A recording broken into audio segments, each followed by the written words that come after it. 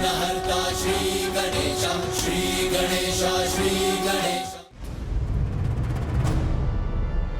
माता, मुझे आदेश दीजिए कि इस युद्ध के समय मैं आपके दिव्य रथ पर आपके निकट रह सकूं, जिससे आपको भी ये संतोष होगा कि भंडासुर कितने भी प्रयास क्यों ना कर ले, किंतु अपनी कपट योजना में कदापि सफल नहीं होगा।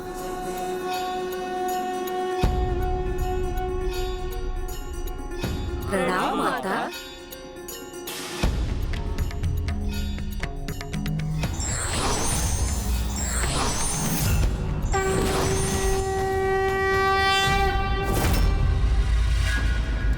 अपने जन्मदाता श्री गणेश जी का उनके आवाहन हेतु ऐसा अनुष्ठान करूंगा जिससे वो भी चकित रह जाएंगे।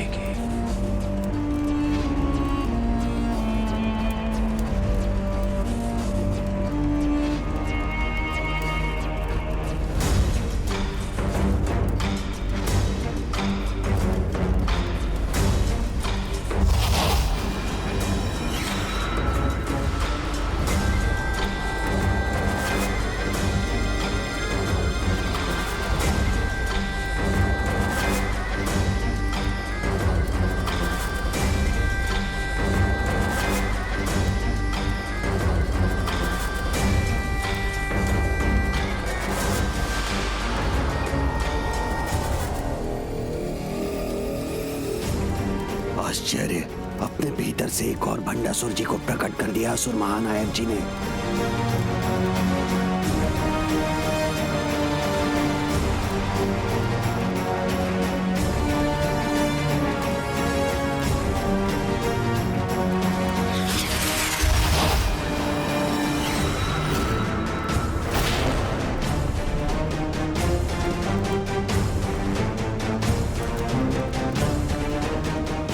ऐसी कूटनीति अपनाऊंगा मैं जहां एक और प्रभु श्री गणेश जी के आवाहन का अनुष्ठान करूंगा मैं, वहीं दूसरी ओर देवियों के रथों का आक्रमण होते ही थम जाएगा।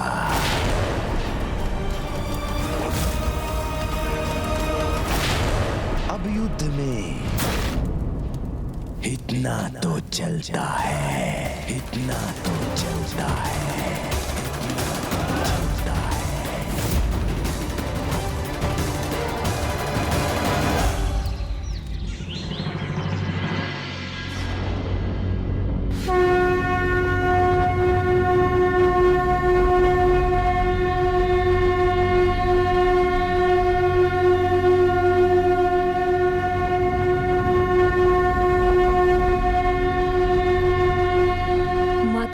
शंखनाद भंडासुर के पतन की घोषणा है।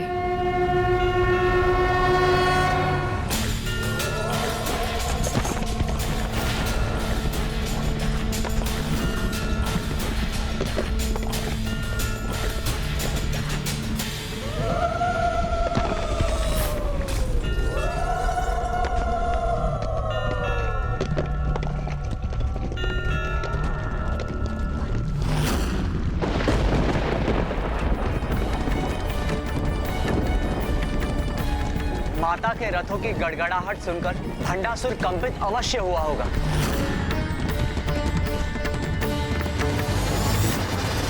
माता पराशक्ति, श्री माता ललिता की भव्य सेना के मार्ग में आने वाले सभी बाधाएं तो स्वतः ही नष्ट हो जाएंगी। माता की सेना के रूप में धर्म की शक्ति अधर्म का नाश करने के लिए अब आगे बढ़ रही है।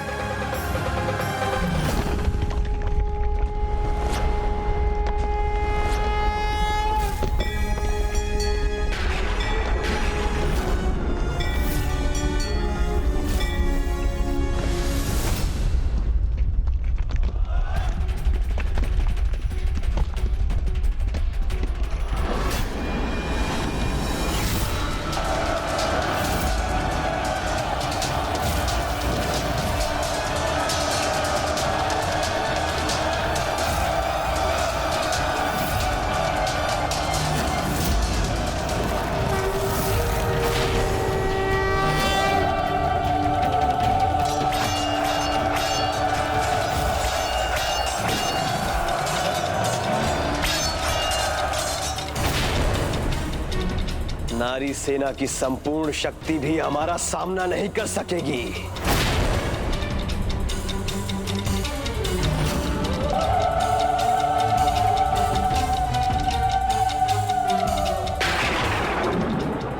अब क्रियान्वित करूंगा मैं अपनी योजना। ऐसी चाल चलूंगा कि देवियां स्तब्ध रह जाएंगी।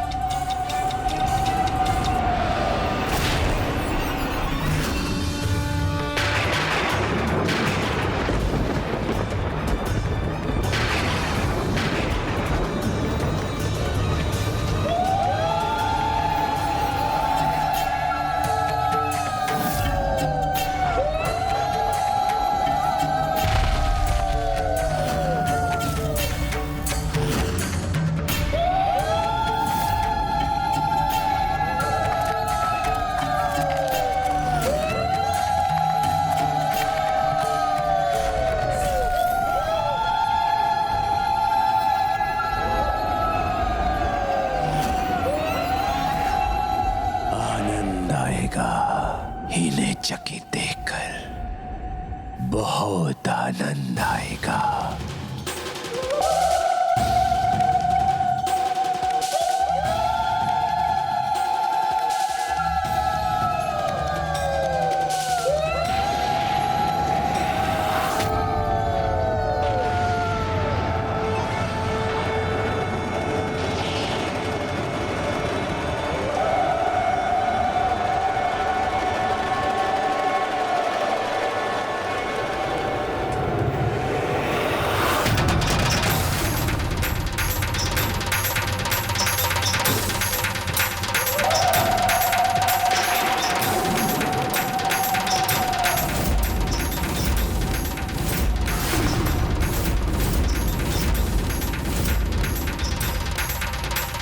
प्रभु महादेव, प्रभु महादेव इनके साथ।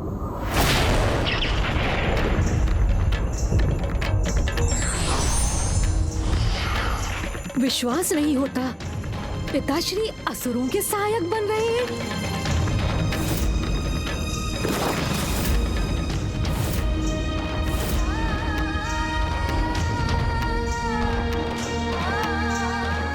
कैसे संभव है? महादेव माता श्री ललिता की सेना से भंडासुर की रक्षा कैसे कर सकते हैं?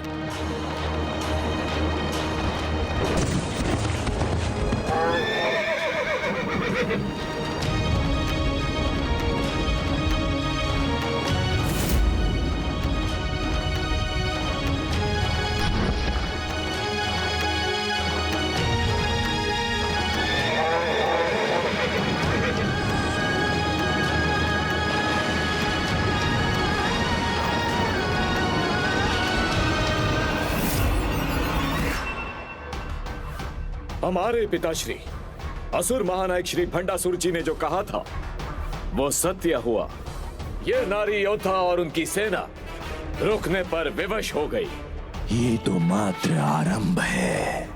अभी तो अपने ये पग पीछे हटाने में भी विवश होंगे।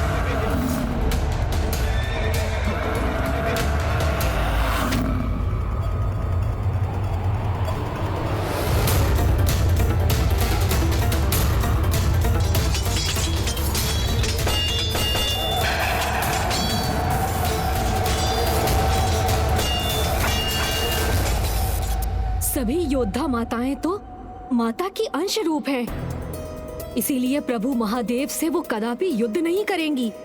किंतु यदि वो पीछे हटी तो भी अनर्थ होगा, क्योंकि युद्ध के नियमों के अनुसार युद्ध स्थल में अपने पग पीछे रखने का अर्थ है अपनी पराजय स्वीकार करना।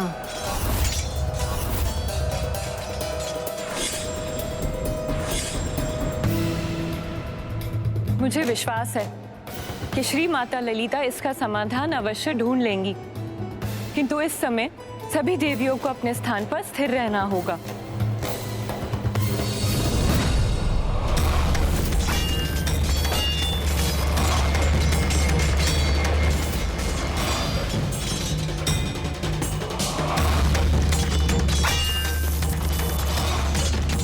अब जब तक यहाँ पर युद्ध होगा, मुझे वहां अपने वास्तविक लक्ष्य तक पहुंचने का अवसर प्राप्त होगा। यहाँ देवियां शिव के साथ युद्ध में उलझी रहेंगी और वहां मैं अपना अनुष्ठान निर्विघ्न संपूर्ण कर लूंगा। ओम गणपते नमः नमः। ओम गणपते नमः नमः। गणपते नमः नमो। गणपते नमः।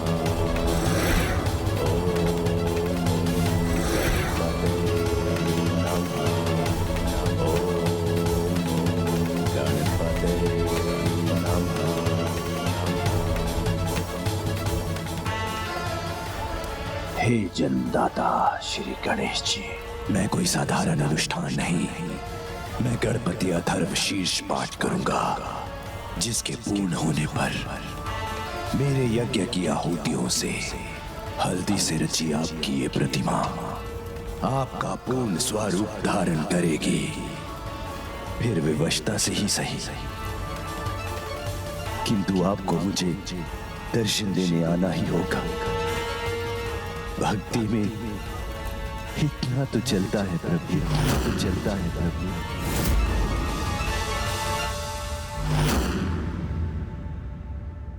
त्वमेव केवलं कर्तासि, त्वमेव केवलं धर्तासि, त्वमेव केवलं हर्तासि, त्वमेव सर्वं कल्पितं ब्रह्मासि, त्वं साक्षादस्मासि नित्यं, ऋतं वच्मि सत्यं वच्मि, अवत्वं अववक्तारम् अवश्रोतारम् अवदातारम् अवधातारम्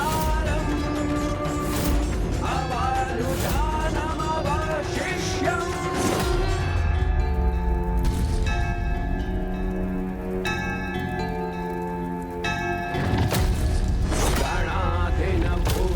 मुच्चार्य वर्णदिस्तदन्तरम् अनुस्वारः परतरः अर्धेन्दुरसितम्।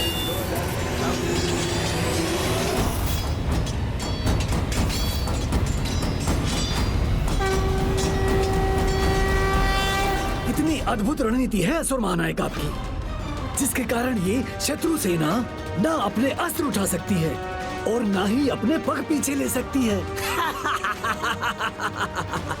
किंतु और कितने समय के लिए वहां टिकी रहेंगी ये देवियां?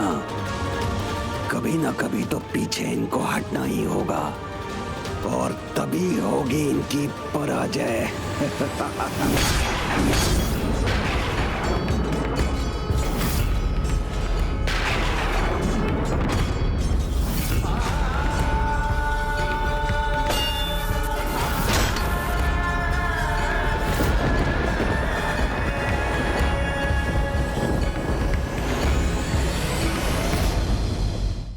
ये जो भी हो रहा है उचित नहीं है।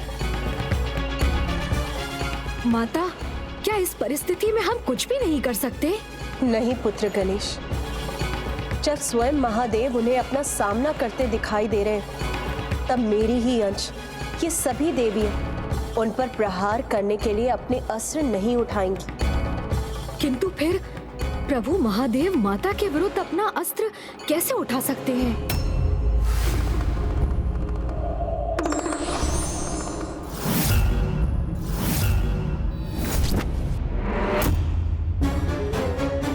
पिताश्री, यदि आप यहाँ हैं, तो आपके ये अन्य रूप क्या विभिन्न ब्रह्मांडों से आए हैं?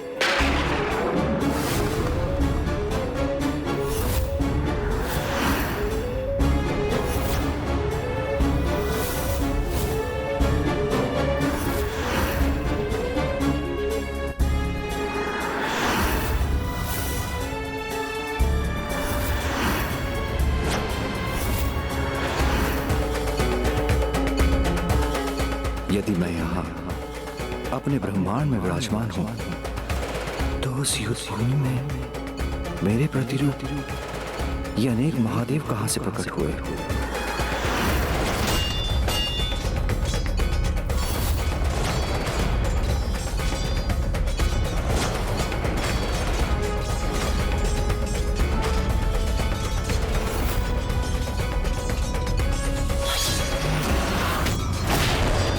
माता, यदि आप और आपकी अंश, आपकी सहयोगी माताएं अपनी मर्यादा भंग कर महादेव पर कोई वार नहीं करेंगी, तो प्रभु महादेव भी अपनी मर्यादा भंग कर आपके किसी भी रूप पर कोई प्रहार कैसे कर सकते हैं?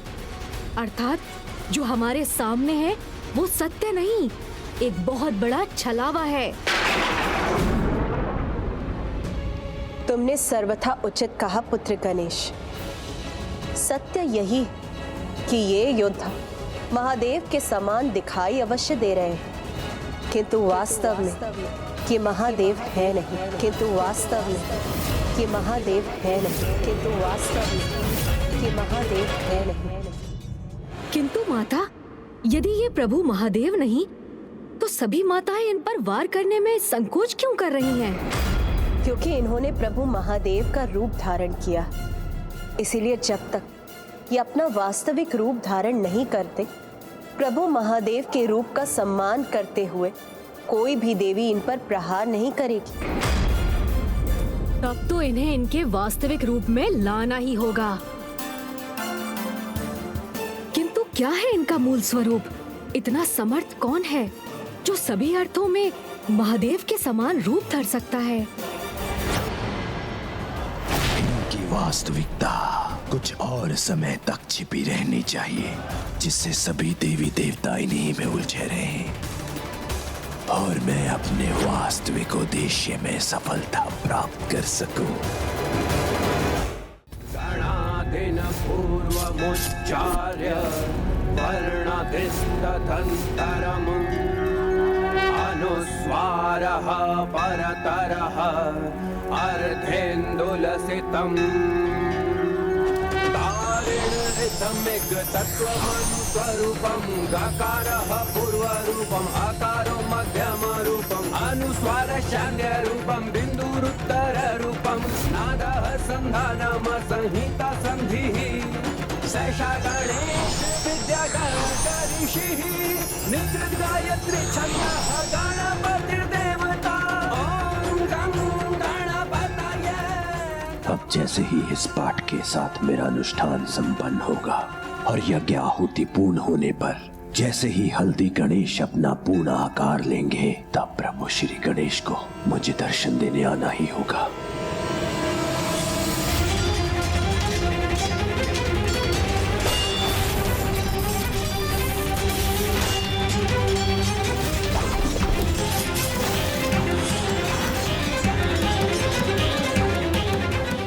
कोई तो उपाय होगा इनके वास्तविक परिचय को उजागर करने का।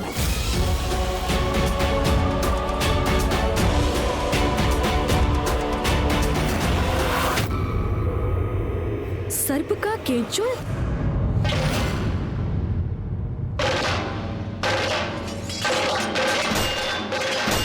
वहां जिस स्थान से ये सेना प्रकट हुई, अनेकों केंचुल क्यों दिखाई दे रहे हैं मुझे?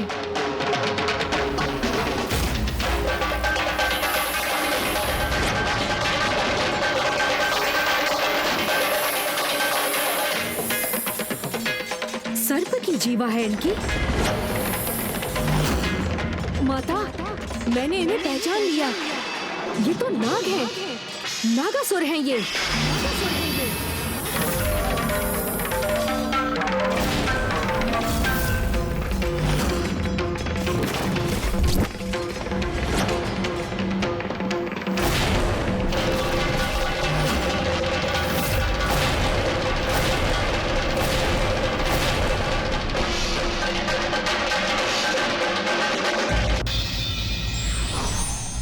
मनुष्य का कल्याण करता है, किंतु जब मनुष्य स्वार्थ हेतु धर्म का दुरुपयोग करने लगे तो उसका अनिष्ट निश्चित है।